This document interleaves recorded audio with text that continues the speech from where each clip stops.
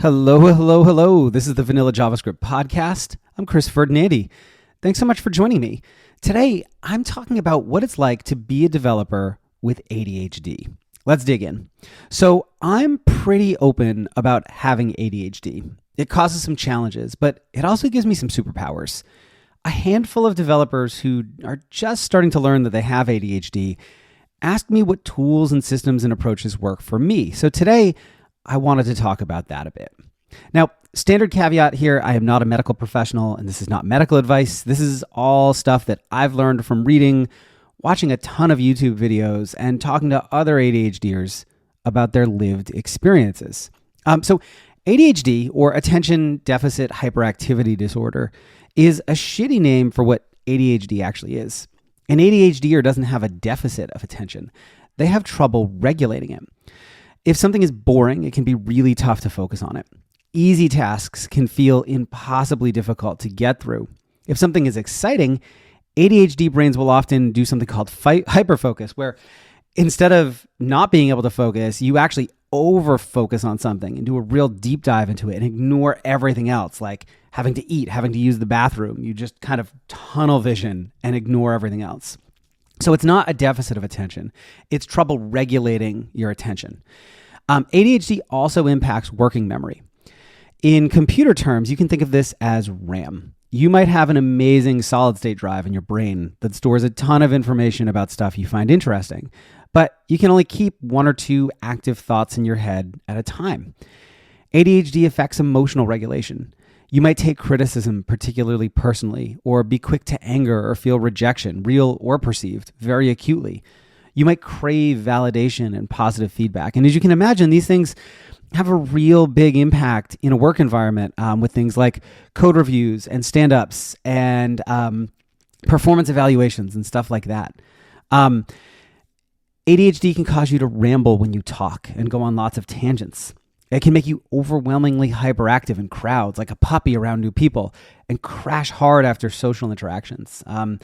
I find conferences really overwhelming. I get really overexcitable around a lot of people. And I love talking to new people. I love meeting people. But I crash really hard. I find it just physically exhausting. And I need a lot of away time and quiet. Sometimes in the middle of a conference, but definitely afterwards. The thing though, is everyone's experience is a little bit different. So I've shared some common features of ADHD, but these are not the only ones, and they don't affect everybody or affect everybody in the same way. So some people struggle with regulating attention, but don't have the hyperactivity that goes along with it. Some folks don't struggle with emotional regulation, while others feel it really strongly. The thing with ADHD though, is that if you have it, you have fucking superpowers. A lot of literature on ADHD was written by old white dudes who don't actually have ADHD and focus on easily measurable stuff. And as a result, a lot of medical information on ADHD is focused on its negative aspects and how to fix them. But fuck that. You have fucking superpowers and you're amazing and you should embrace that. Folks with ADHD are often incredibly creative. You'll have more ideas in a year than most people can implement in a lifetime. And hyperfocus, that can give you incredibly unpredictable, superhuman productivity. Like when it's on, you can get so much shit done. You are so incredibly productive if it's something you're interested in and the hyperfocus kicks in. So the thing, just for me personally, is I am over trying to fit into a neurotypical world. Having ADHD can be hard. I'm not trying to sugarcoat it. And you still need to work at taking care of your basic needs and not annoying people around you. In particular, the hyperactivity and just kind of the rambling nature they can be a lot for some people. And it can make just simple things around you harder, like taking care of a home, right? Doing the dishes. I actually like doing the dishes and I like folding laundry, but just generally straightening up, not for me. I usually leave a trail of mess everywhere I go, which can be really frustrating for the people that you share a home with. But I expect people to meet me a bit closer to where I am too. Relationships of any kind are about mutual respect, and that goes in both directions. I was diagnosed many years ago, but it wasn't until the last year or three that I've started to understand a lot of things about myself through the lens of ADHD. I used to think that these were just kind of like weird quirks about myself, and I didn't realize that a lot of these aspects of what make me are actually pretty common among people who have ADHD. So with that in mind, let's talk about some tools and systems that I use as a developer with ADHD. So I want to share some things that have worked for me, built up over the years through lots of trial and error.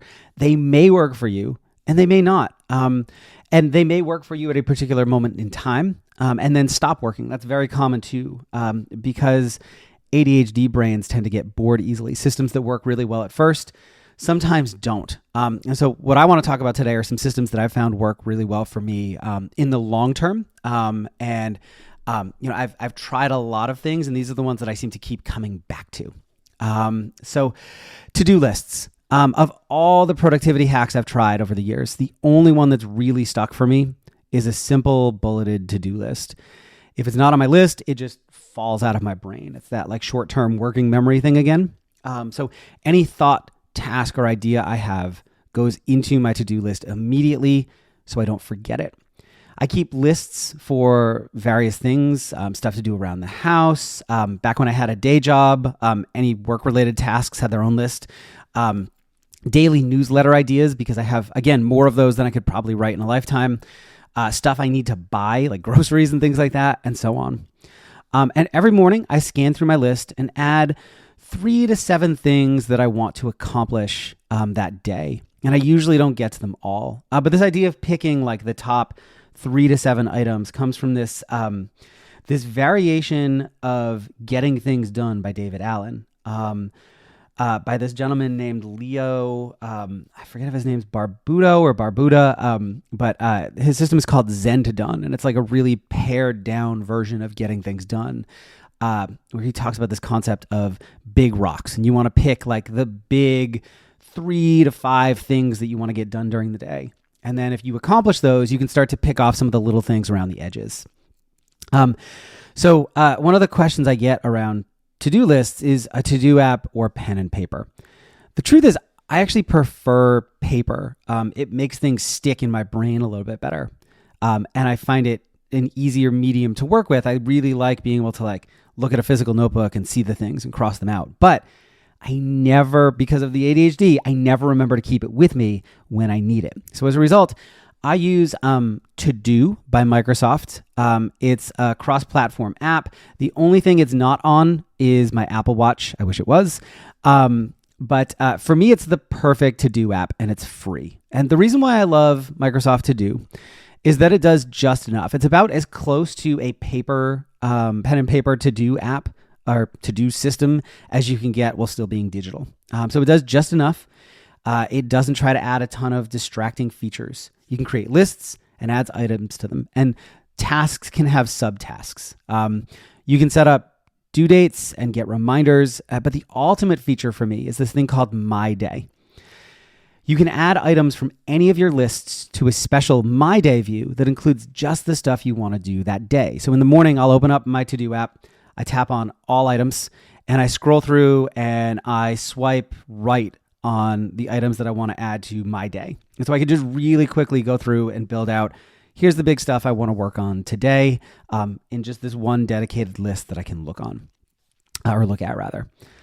So one other really big thing that I've started to do in the last few years is work around my hyperfocus. So I will have some days or weeks where I am wildly unproductive and get almost nothing done. I'll have other weeks where hyperfocus kicks in and I'm overproductive. And then I have some in-between weeks where I just get an average amount of stuff done. I used to try and really just grind through things during those unproductive periods. And I've stopped doing that because it doesn't work. I can exert incredible amounts of energy and get almost nothing done. So I tend to use those unproductive periods for brainstorming and letting random ideas out of my head instead of trying to accomplish tasks. I've found that forcing productivity when my brain isn't there generally just leads to burnout for me. I've gotten better at kickstarting my hyperfocus, and often that involves just doing the first small thing of a task until I end up deep in it. But this really only works if it's something I'm passionate about. So if I've got like a big thing I'm excited to do, but I can't like get myself to tackle the big stuff, I'll pick at some of the small things until I get sucked into the task. Another thing that's really important for just ADHDers in general that I found works really well for me is green time. That's like outdoor time around nature. Taking walks helps me focus a lot. And there's a lot of research on the importance of green time for ADHD folks. I'll drop a link to a video on that in the show notes. It's from this really awesome YouTube channel called How to ADHD, where they talk about some of the research around that. I found this and exercise to be immensely helpful for me. A few minutes ago, I mentioned the Apple Watch. I fully recognize that this is absolutely a privileged person thing, but the Apple Watch is one of the best ADHD tools I have ever found. Having my calendar display directly on my wrist, yelling at me 5 minutes before a meeting is absurdly useful. I used to miss a lot of meetings before I got one.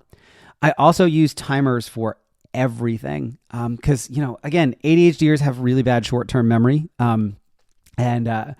So, you may start some tasks that you need to come back to, like laundry or putting food in the oven or brewing a pot of coffee.